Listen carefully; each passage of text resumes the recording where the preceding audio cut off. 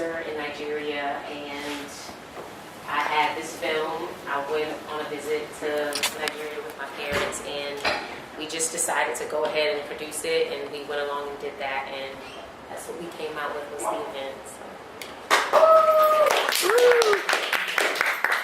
I'm Calyx Passailaigue. I'm the writer and producer of 1968, the second film that played in the block today. And I guess I work from Toronto, from Ryerson University, where this film was produced. And and I'm a writer director as well, and I made a couple films as well. Go ahead. Oh yeah, and this is the director of the film. Hi there, my name is Aaron. I'm also from Vancouver. Well, I'm actually from Canada, and I grew up in Vancouver, Canada, and I was going to school with Calyx at Toronto at Ryerson, and I was the director of 1968. Good afternoon. My name is Robert Philipson. I'm the producer and writer of Congo Cabaret. Congo Cabaret is an adaptation of a scene from a novel of the Harlem Renaissance by the name of Home to Harlem. It's Congo Cabaret, or a piece of it is going to be woven into a feature-length documentary about the queer Harlem Renaissance that I'm in the process of making. I adapted this scene because Claude McKay himself was gay, although that was not generally known at the time.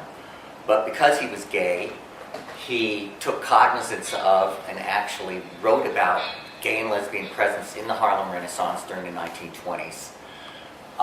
So everything you see in the short is actually in the novel, very unusual for the period, and largely not understood by the general reading public. They didn't know what a wolf was, they didn't really realize what they were reading, so I wanted to make that explicit by putting it on the screen, and I was fortunate enough to find a talented, gay, black, producing, directing Hollywood couple by the name of Quincy and DeAndre Gostu, who really took on the project and brought it to fruition. So what you're seeing is their work. Yeah. Does the audience have any questions for us here? Please ask us questions. That's what we're here for. That's the great thing about film festivals. I was just wondering, I like that you shot the film silently, and I'm just wondering why you made that decision. I made Go ahead. Okay, I made the decision to shoot silently because I wanted the experience of Black love to mostly be portrayed or conveyed in all its confusion and pain and all that stuff, because I know with silence there is just the openness of interpretation and just that wonder of what it is that's actually going on. And I felt like that is the experience of just relationships in general, either if you're on the outside or the inside. I mean, I know, well, at least for me, in relation to relationships, it's like, what is going on? And so I wanted to convey that through silence, because it is often the things that are unspoken that mean the most, and but also deliver at the end the Toni Morrison quote to convey the gravity also though of the attempt at love.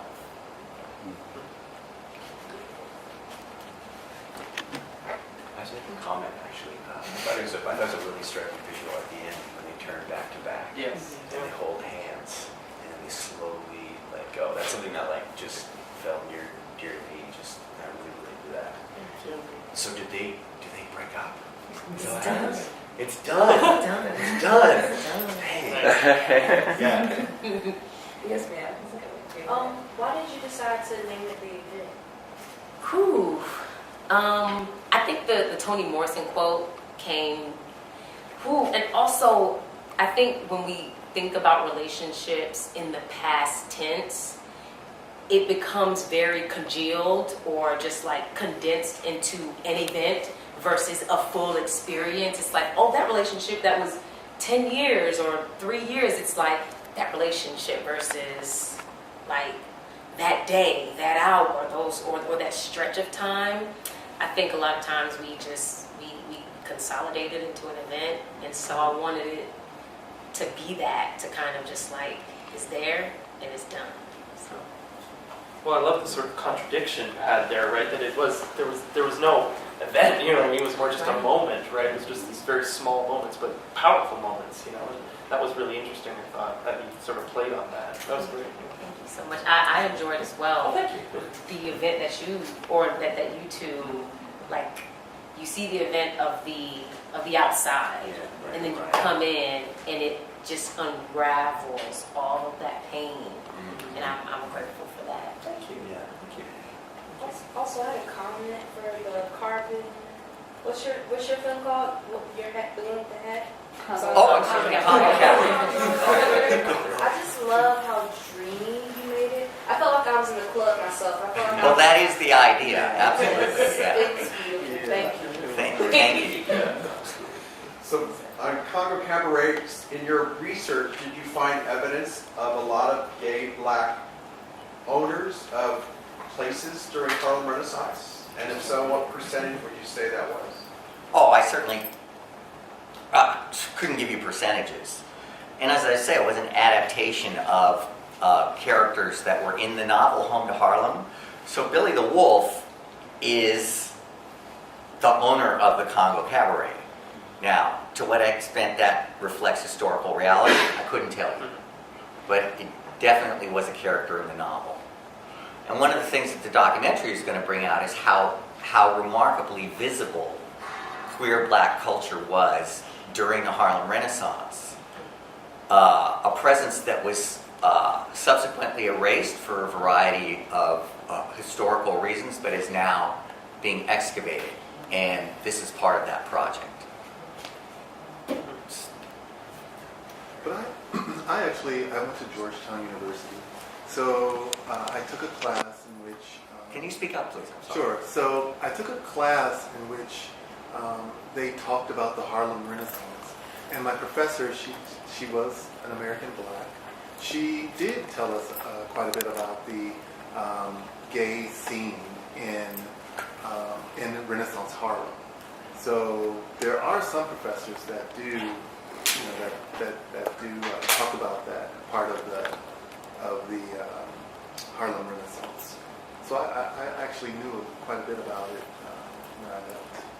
Absolutely. I'm not claiming that I'm breaking any new ground, but I think the understanding of the queer Harlem Renaissance is further advanced in academia than it is in the general Of populace. course, Yeah. I would agree. I would agree with that. So why not make Congo Cabaret? Why not make that into like our home to Harlem? A feature-length film. Yeah. Well, if you have $700,000 or $800,000, I'd be happy to. It's not all. Yeah. Because I think that would sell very, very well. It's not just in the black gay community. Well, also just in general. that Because as the young lady said, you made us feel like we were in that room. Can I just Personally, disclose? for me, I'm a gay guy, and I didn't even know what a wolf was.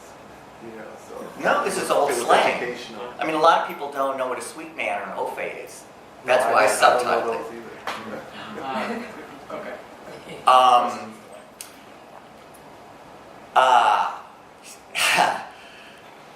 The point it'd be great to make Home to Harlem into a film, but McKay was not highlighting gay and lesbian characters. They're definitely peripheral, so the story would be about heterosexuals.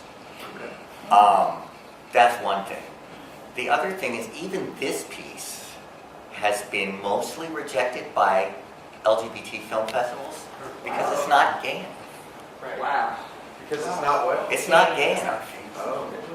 I don't know what that means. What's It the means that they aren't. It means that they're not the central characters. The focus of narrative interest is not on them. Yeah. So even though God knows they need diversity, they didn't take it. Yeah. Yeah. You were gonna say? Well, I was just going to say, I mean, I'm not that advanced as this young man. The professor is talking about Harlem Renaissance. But it wasn't a surprise to me somehow when I saw, when you're playing it, I'm like, okay. Maybe because I'm from San Francisco. I don't know. But when you hear the words Harlem Renaissance, I could see it. I'm like ready to go to a Congo Cabaret right now. After 12, I don't see why not. But it just, and it was, like they're saying, it felt like you were there. I was just like, okay, I wish I had my drink with me, and things like that. But it was really good. But it was not a surprise. Yes, I did not know what a wolf was until you said it, but it wasn't like, oh, that's what a wolf is.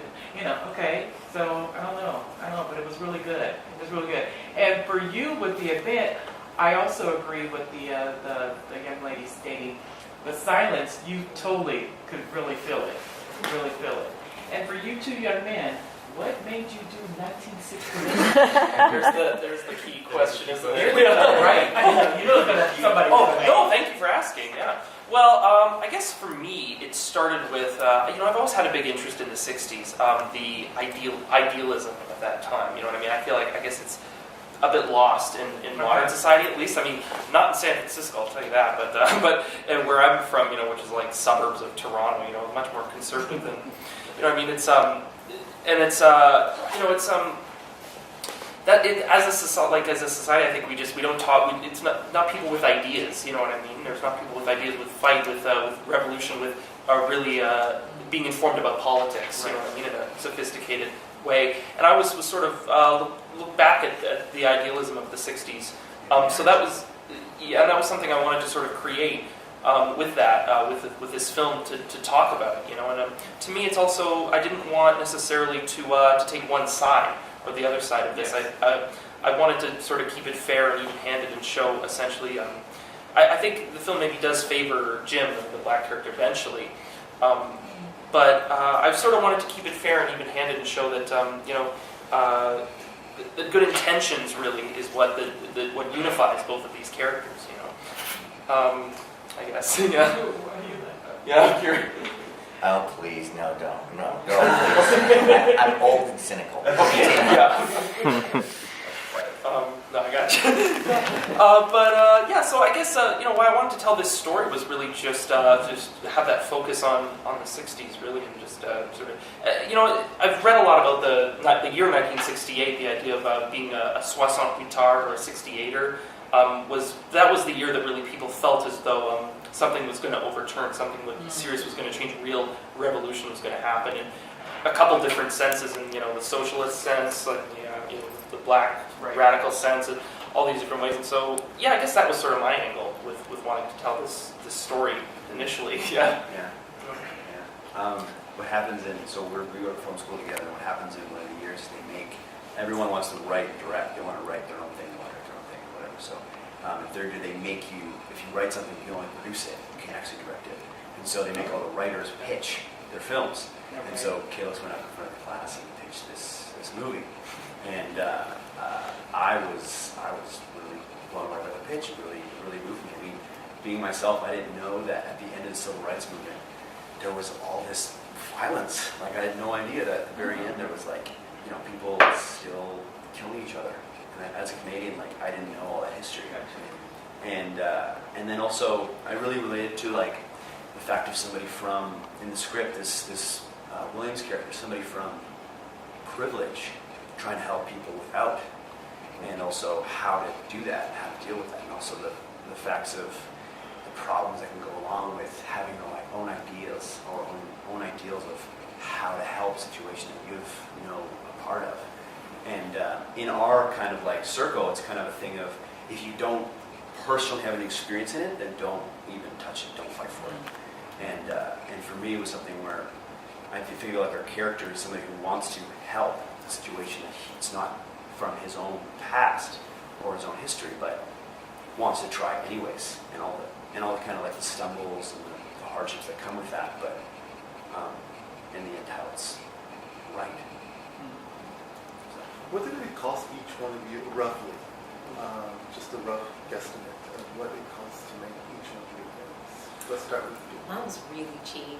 Okay. Or a lot of the cost was assumed by my uncle, and because in Nigeria you can make a film really, really easily, or you can make a film easily in general, but like you can produce a film like that easily. So that was like $1,000. Oh, wow. No. For us, I should say, was big. You know, we didn't have to deal with like paying the actors, and we didn't have to deal with gear rentals and any of that because it was all through Ryerson, through our program. So that helped a lot. But we did it for about 1,800, Canadian.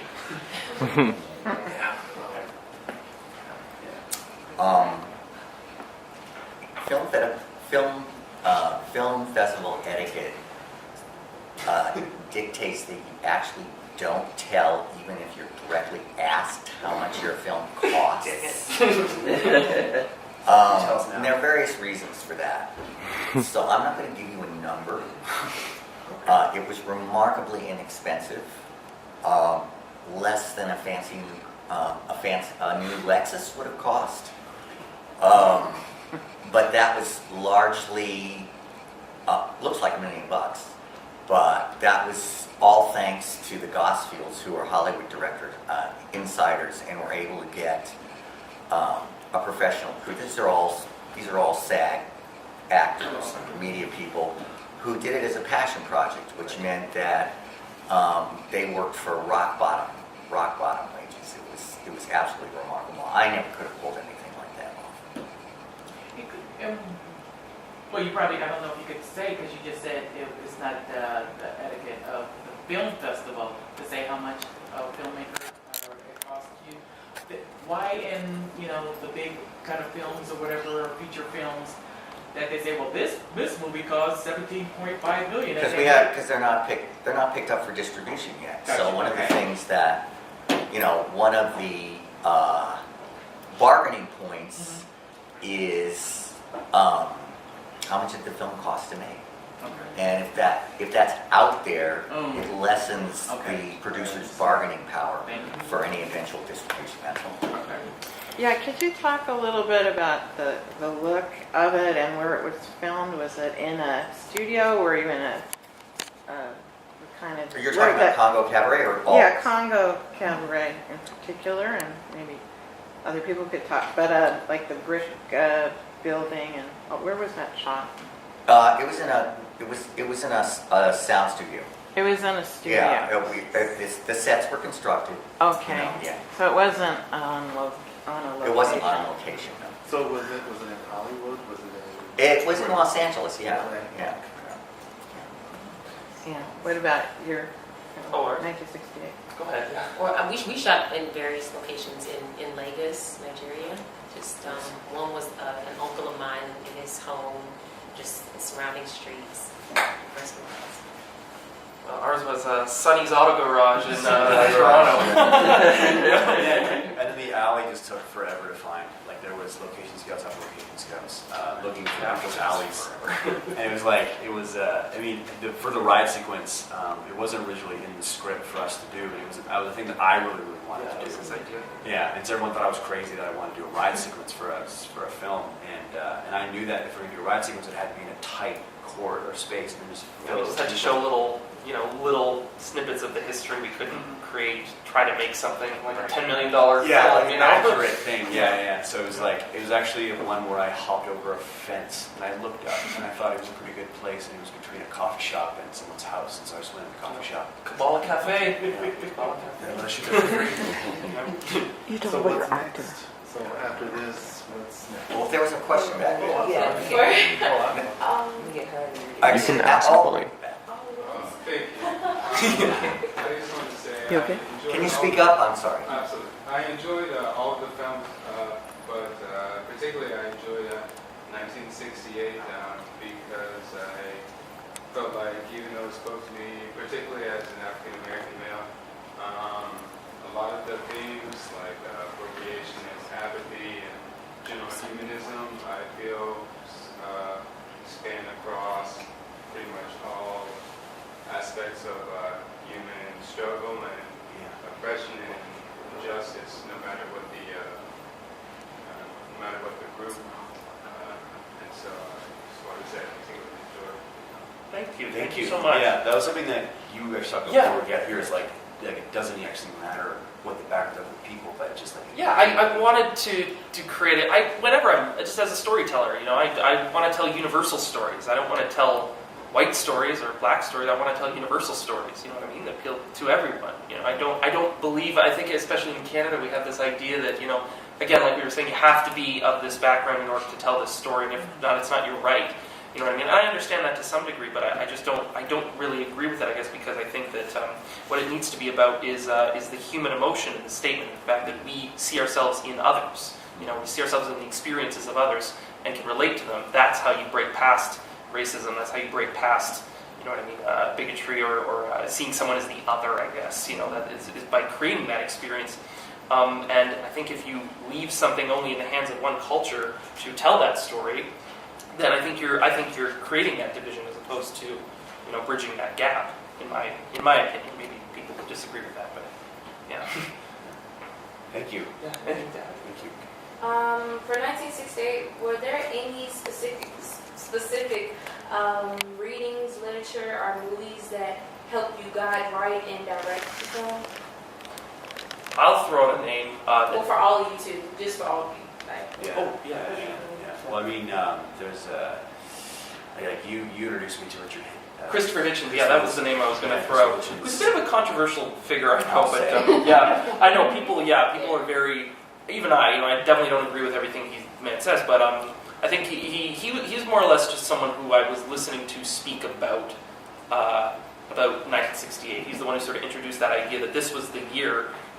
His point was that Summer of Love '67 was kind of the feeling of of unity and unification and all that, but then '68 was the year, and I didn't realize this. This was a really exciting idea to me that '68 was the year that politics, that people were very informed, very militant, very active politically. So it was a lot of like there wasn't a documentary. There's a documentary now on CNN about 1968 that just came out, which is really funny. Yeah.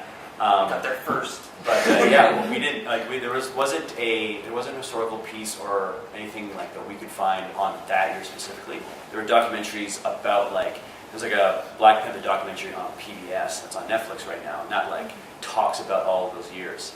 And there was the Catherine Bigelow film that came out.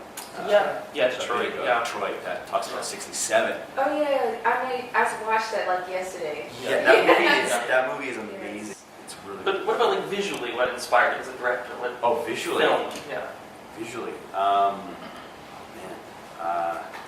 that's really interesting. I mean, when the riot sequence was thought out and was shot that way, it was something that I was more of trying to make people feel that they were in it, that we were actually, because I'm not sure if it totally read, but we're supposed to be from Jim's point of view, the Black Panther that we see in the garage later, and so I wanted to shoot it as if we were, exactly, in his point of view, and visually from films, I think Catherine Bigelow would be a big one for me. That sort of handheld, kind of chaotic sort of feeling, but it was mostly, I can't think of an actual visual representation of something that.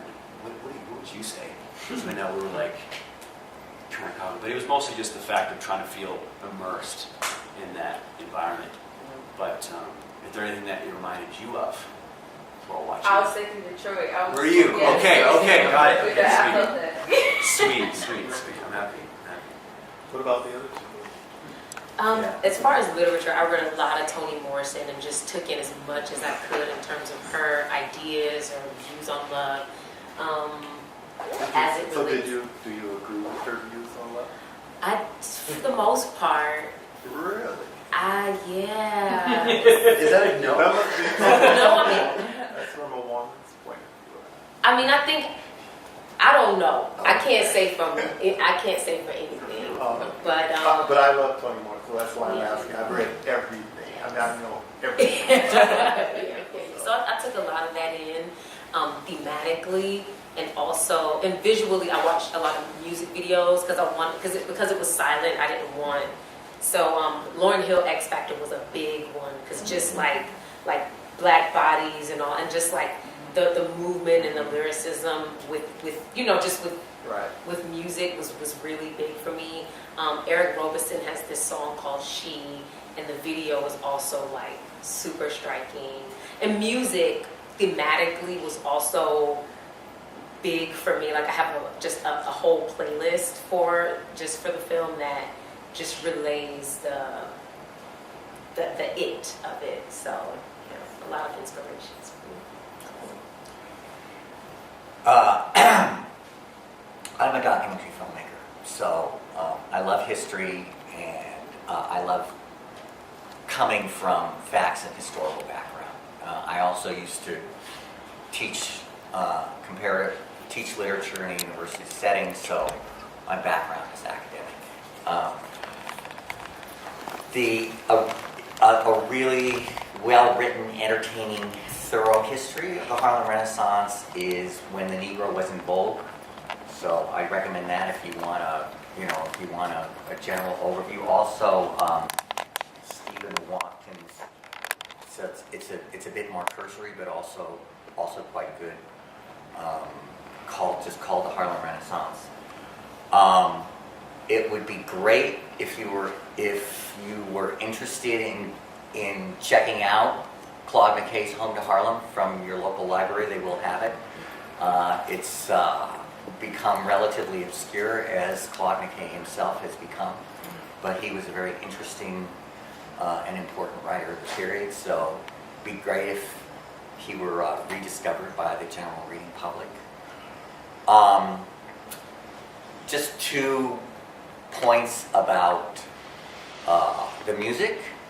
The song that Clarissa, the woman in the red dress, sings was written and performed by Bessie Smith, and I think it's a good song, actually. And it was once again unusual for the period in making specific reference to sissy men and mannish women, which was the stereotype of gays and lesbians at the time. She herself is bisexual. That's a whole other conversation. But the blues was the only area of popular culture that took cognizance of alternative sexuality. Sometimes they treated it comically, and sometimes they took it seriously. Visually, my director, Quincy Gosfield, was inspired by the art of the best known of the Harlem Renaissance artists by the name of Aaron Douglas. And the final frieze was very much inspired by an Aaron Douglas painting called Aspects of Negro Life, and that's the final one you get. And Aaron Douglas was known for incorporating geometric shapes into his paintings. So all of those concentric circles that were in the final credits were actually taken from paintings by Aaron Douglas. Aaron Douglas, yeah.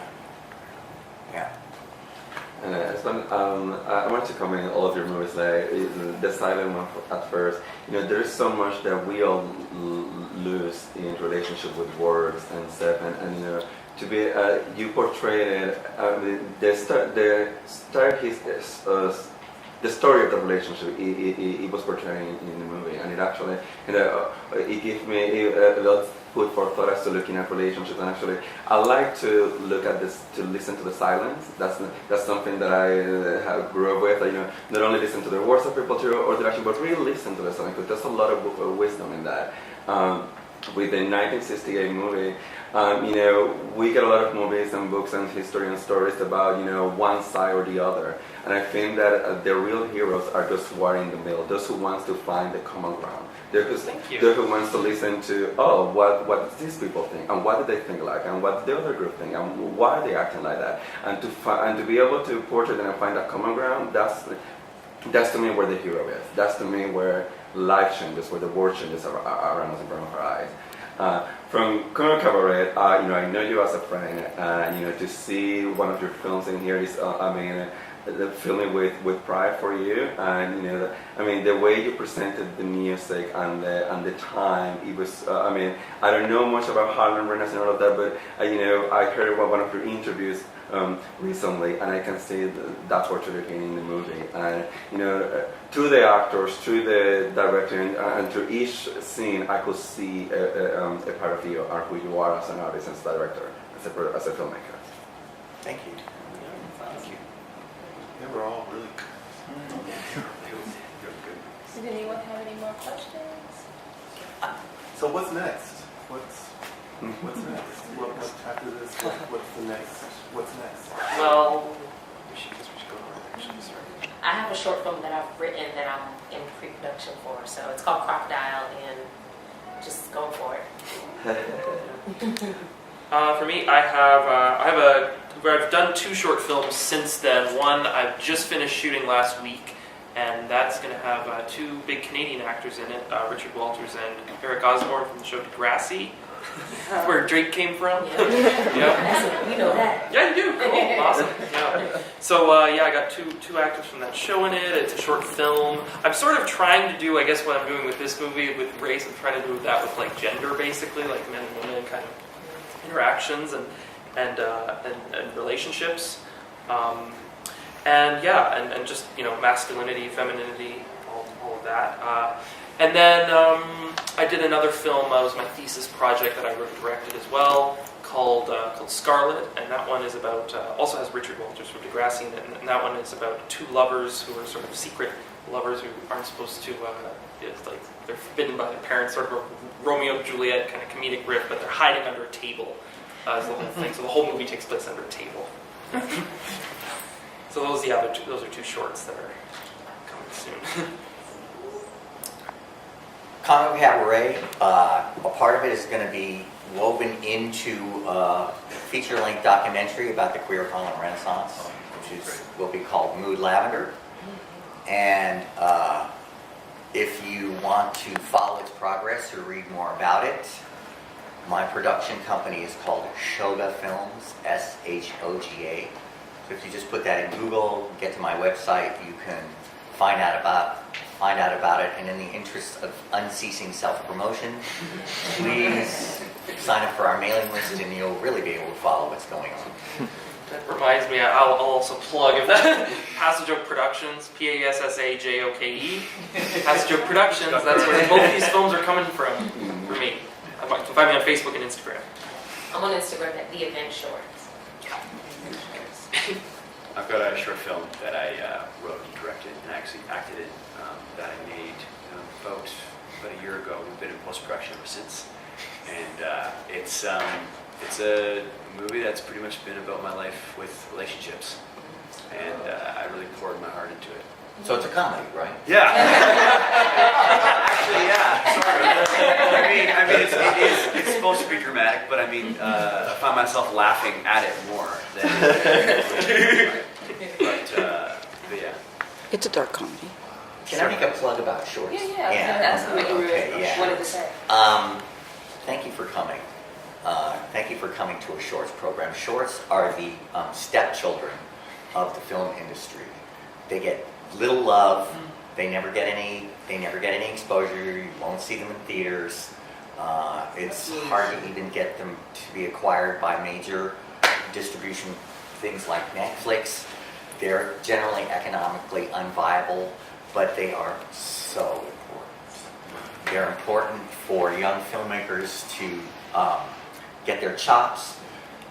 They're important for the range of experimentation that's possible within a short. You can, as a filmmaker, you can be more out there with a short because there's less economically at stake. You can't do that with a 90-minute film. And by the same token, you'll find a lot less imagination in feature-length films than you will find in a short. Just this, look at the variety of what we saw in these 5 shorts today.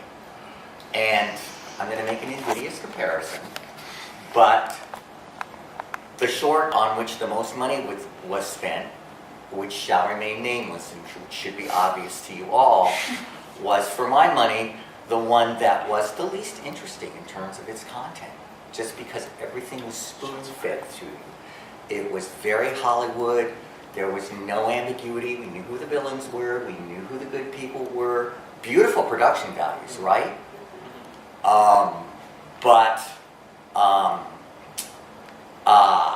That was the most wannabe Hollywood piece in the shorts program, and for my money, the least interesting. Can I just add on to that Yeah. as well? That, not to talk ill of a fellow filmmaker, but yeah, I mean, that was exactly what I was trying not to do with my film, you know?